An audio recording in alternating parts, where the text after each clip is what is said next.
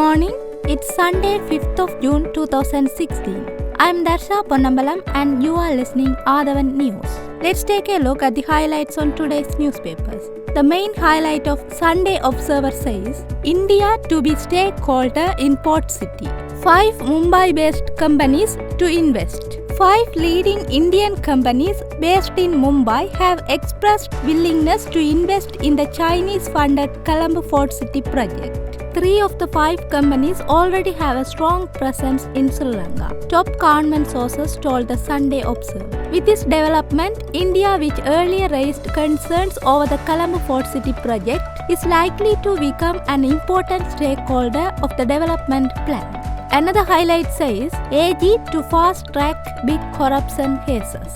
The Attorney General's Department has been instructed to prioritize prosecutions on large-scale corruption cases. This comes in the wake of President Maithripala Sirisena instructing the AG's department to fast-track high-profile cases and large-scale fraud. The highlight at the bottom says, NCM against Finance Minister to be taken up. A no-confidence motion against Finance Minister Ravi Karunanayake, signed by 37 joint opposition MPs on the grounds of gross mismanagement of the economy, will be taken up for debate in Parliament on June 8 from 2 pm to 6:30 pm and the vote will be taken subsequently.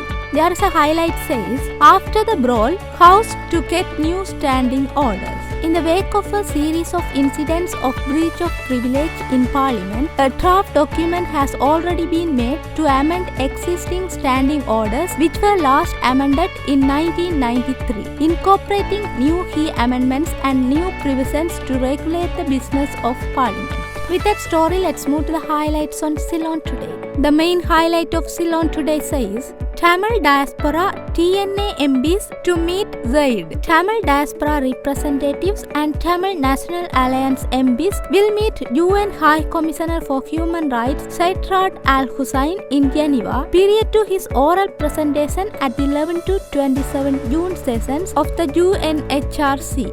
Sri Lanka faces crucial times in Geneva this month, where mammoth Tamil diaspora-backed rallies alleging delayed justice and prolongation of injustice to the Tamils will come against the Lankan delegation to the meeting. Boosting that demonstration will be members of the transnational government of Tamileelam, including its monitoring and accountability panel, an independent investigative body of eminent war crime prosecutors who will be meeting Said Raad Al Hussein period to his oral presentation. Z is expected to keep to specifies and release a statement on the progress made by the SL government or on the lack thereof. Another highlight says, garbage, mud, sludge, infections abound. Under immense buffeting from the elements, drowned or inundated and sundered around from one disaster refuge center to another, the folk of Kolanava from all walks of life, but especially the less privileged, have with great resilience begun the process of getting their act together as they restore their lives and homes, many badly damaged in the floods and torrential rains, to normalcy. Kolanava is gradually rising from this battle. There's a highlight says, incredulous experience. 2 young children narrate how they stayed by their father's dead body for 4 days, surviving only on bananas and water. No child should ever have to go through what these 2 young children had to endure when their mother ran away after fatally wounding their father. The news that these 2 young children had waited by their father's dead body for 4 days, eating only bananas, shocked the nation last week. Another highlight says, NMRA is a mafia, says Rajitha. Minister of Health Dr. Rajitha Senaratne says, doctor transfers are done according to the merits and not based on anybody's influence. He said, transfers are implemented together with the trade unions, but no trade union may interfere in appointments. They must be according to merits. Trade unions have the right to speak if the appointments have not been given based on qualifications. Finally, I am taking a quick look at the highlights on Sunday Times.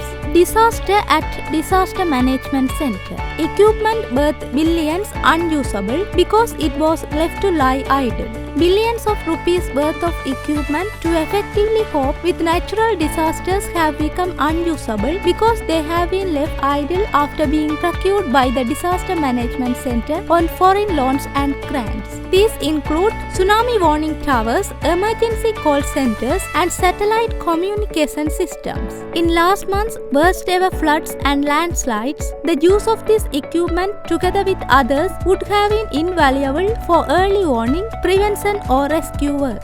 There's a highlight says, flood havoc, alternative land to resettle 60,000 families. Alternative land is being sought to resettle up to 6,000 families living in areas vulnerable to landslides and floods, officials said. The directive was given to government officials by President Maithripala Sirisena at a meeting on Friday. Disaster Management Ministry Secretary S.S. Niyanwala told the Sunday Times officials were told to look for state and private land which could be used for resettlement purposes. Another highlight says, Lanka faces Zika threat. Strict airport monitoring essential. The main vectors of the Zika virus are presented across Sri Lanka and as one of the most densely populated countries in the world. The risk of infection through mosquito bites or sexual transmission remains a major concern, researchers in Singapore warn. That's all for today's newspaper highlights, and join us tomorrow too. Thank you.